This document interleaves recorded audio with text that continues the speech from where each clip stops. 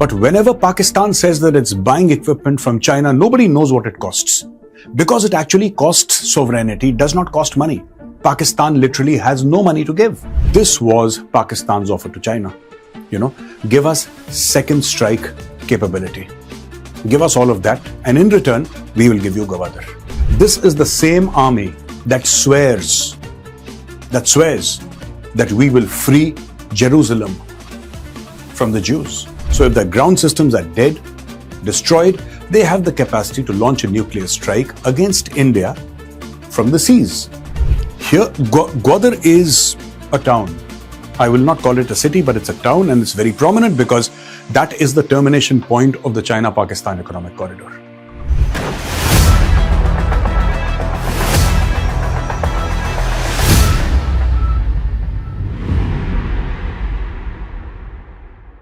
Have you ever seen Pakistani videos? Have you ever seen Pakistani television? It doesn't matter if the topic is about entertainment, about sports, about diplomacy, politics, the economy. There is always a comparison with India. And that is how the Pakistanis frame their existence. And today I'm going to tell you what Pakistan is, even currently as we speak today, willing to sacrifice to get one up on India. Pakistan does not have money. But what is the next best thing that Pakistanis can give? It is their sovereignty. And this is something that Pakistan is willing to trade with the Chinese and with the Americans, just so that they can tell the world that they have a military that can take on India. Hi, I'm Major Gaurav Arya and you're watching Open Collar. In 2024, Pakistan sought a deadly nuclear power from China in exchange for Gwadar. How Beijing reacted. Now, what is this deadly nuclear power that the media is talking about? It's very simple. 2 years ago, Pakistan had under its Army Chief Asim Munir sought China's help to develop sea-based nuclear second strike capability. Now, what is second strike capability? The ability to absorb an enemy's nuclear attack and still launch one in retaliation. So if the ground systems are dead, destroyed, they have the capacity to launch a nuclear strike against India from the seas. This was the capacity and the capability that the Pakistanis wanted from the Chinese. In exchange for Beijing being allowed to convert Islamabad's deep water port at Gwadar into a permanent Chinese military facility, a drop site news report has said. So drop site news is, they come up with these investigative stories and they said that this was Pakistan's offer to China. Give us second strike capability. Give us all of that, and in return, we will give you Gwadar. As I told you, ladies and gentlemen, Pakistan will keep on asking for weapons and other things from China, and they have nothing to offer in return. So in the event, let us say, for example, India is buying 114 Rafales from France. It's out in the open. And we know that it's going to cost about 40 billion US dollars. It's there, it's transparent, it's in the open. But whenever Pakistan says that it's buying equipment from China, nobody knows what it costs. Because it actually costs sovereignty, does not cost money. Pakistan literally has no money to give. Pakistan's other two asks were assistance in modernizing its military and intelligence services to bring them at par with India's, and guarantees that Beijing would shield Islamabad from potential American political, economic or diplomatic pressure arising from the potential Gwadar arrangement. So here is what Pakistan offered. You take Gwadar, give us second strike nuclear capability, and, upgrade our intelligence, upgrade our military to the level of India. And if the Americans were to object about Gwadar, you take care of the diplomatic fallout. This is what Pakistan offered Beijing. China declined the request. According to the drop site news report, Beijing concluded that direct assistance in establishing a second strike nuclear capability would amount to overt participation in nuclear proliferation in South Asia. It could violate its own non-proliferation commitments, exposing it to international repercussions. So China said no, because China said we are committed, in the sense of we don't want nuclear proliferation to happen. And this is exactly what you're trying to get us to do. So China refused. Here, Gwadar is a town. I will not call it a city, but it's a town, and it's very prominent because that is the termination point of the China-Pakistan economic corridor.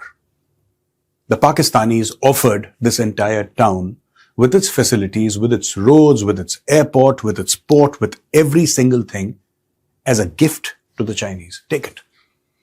Give us nuclear submarines. Give us second strike capability so we can hit India. The Chinese said no. Again in 2024, Pakistan sought a deadly nuclear power from China. This is in continuation, the same article. This is part 2 of the same article. The new report also revealed that months after Imran Khan was removed from office through a vote of no confidence in April 2022, then Army Chief General Qamar Javed Bajwa traveled to Washington and reassured the Americans on 2 fronts. So Imran Khan is being removed. At that point in time, I'm talking about April 2022, Khan is being removed and Qamar Javed Bajwa, then Army Chief of Pakistan, travels to Washington and he says, first, that Pakistan's nuclear and missile capabilities would never reach Israel, addressing US concerns after Pakistan tested its 3,000 kilometer range Shaheen 3 ballistic missile. So they said that, okay, it's not going to reach Israel. This is the same army that swears that we will free Jerusalem from the Jews. This is that same army that has promised its people that one day we will march into Palestine, take the Palestinians with us and invade Israel. This is that same army that went crawling to Washington saying that our missiles will never reach Israel. Second, that a US delegation would be granted access to Pakistan's sensitive nuclear sites. Qamar Javed Bajwa, Chief of Army Staff of the Pakistan Army, promised the Americans that you can have absolute and complete access to Pakistan's sensitive nuclear sites and nuclear program. Now, what happened was, the US had sought access to sensitive nuclear sites in Pakistan at the start of 2022, but the Imran Khan administration denied the request, the report said. Imran Khan said, no, these are Pakistani nuclear sites and we will not have Americans inside. This is simply too sensitive. And why would America be interested in Pakistani nuclear weapons? Imran Khan said no. Imran Khan said no to a lot of other things, including American bases, literally airstrips from where drones could take off and attack Afghanistan. He said no to that. We all know about that absolutely not moment on television. And that resulted in this no confidence motion that I'm speaking about. They had started earlier. They had started pressurizing Pakistanis. We want access to your nuclear weapons. We want access everywhere. Imran Khan said no. The latest news report sheds light on the intricacies of the relationship between Islamabad and Washington that culminated in Pakistan assuming the role of a mediator in the West Asia war and Asim Munir becoming Trump's favorite field marshal. So this entire thing about Asim Munir becoming Trump's favorite field marshal has a little bit of history. After Qamar Javed Bajwa went, Asim Munir came, he took over as army chief, and when he took over as army chief, he gave everything to the Americans. Asim Munir gave Americans stuff that America did not even want. They said, you're welcome to take everything. There were recent reports on social media, many credible people covered it, that his entire family now has American passports. I'm talking about Asim Munir. His family has American passports, they are American citizens. This is how Pakistani generals secure their post-retirement life. They sell Pakistan's secrets. They sell Pakistan. They sell a piece of Pakistan's sovereignty to the United States of America or any other foreign power. It could be the Chinese. It could be the Arabs. Anybody. And in lieu, they get citizenship of that country or investment from that country or money from that country to have a better post-retirement life. So this is what it is about. Now, that was Qamar Javed Bajwa. Now, let's go to Asim Munir. Trump's favorite field marshal asked China for nuclear submarines. Submarines carrying nuclear weapons are of 3 types: nuclear-powered ballistic missile submarines, conventionally powered submarines with cruise missiles, or conventionally powered submarines with ballistic missiles. The drop site news story is not clear which specific capability Pakistan was seeking, but it would not be a surprise if Pakistan pressed China for such a capability. So what exactly out of these 3 did Pakistan ask? That is not known. But yes, Asim Munir asked China for nuclear submarines. 6 countries in the world have sea-based nuclear deterrent on nuclear-powered ballistic missile submarines: the US, Russia, China, France, UK and India. Israel has a class of conventional submarines carrying cruise missiles, while North Korea has a single conventionally powered submarine carrying nuclear-tipped ballistic missiles. In 2017, Pakistan claimed to have completed a nuclear triad. So, this is exactly what the Pakistanis are telling the Chinese. More than 82% of their arsenal is Chinese in origin, and they're saying, give us nuclear submarines, give us second strike capability.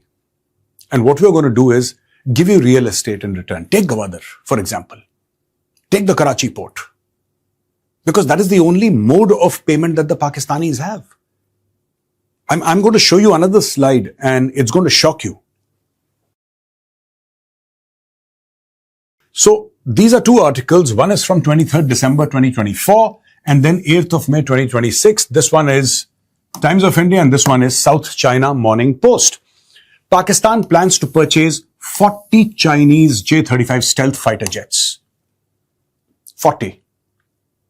Which is literally 2 squadrons of 5th generation fighter jets. That is what Pakistan wants to purchase from China. Pakistan is set to acquire 40 of China's much anticipated J-35 stealth fighters. Pakistani media reported that Pakistan Air Force has approved the purchase of 40 of the aircraft, which will be delivered within 2 years to replace the country's outdated fleet of American F-16s and French Mirage fighters. So, is 2024?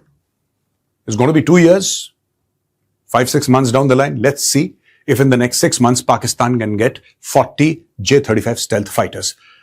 The problem is that no article, whether it's a Pakistani article, an Indian article, a Chinese article, or an American article, no article mentions the cost. And this is exactly my point in this video today. There is no article that specifically says, okay, Pakistan, you see, Pakistan plans to purchase. Purchase means to buy. And when you buy, there is a cost. What is the cost of these 40 fighters?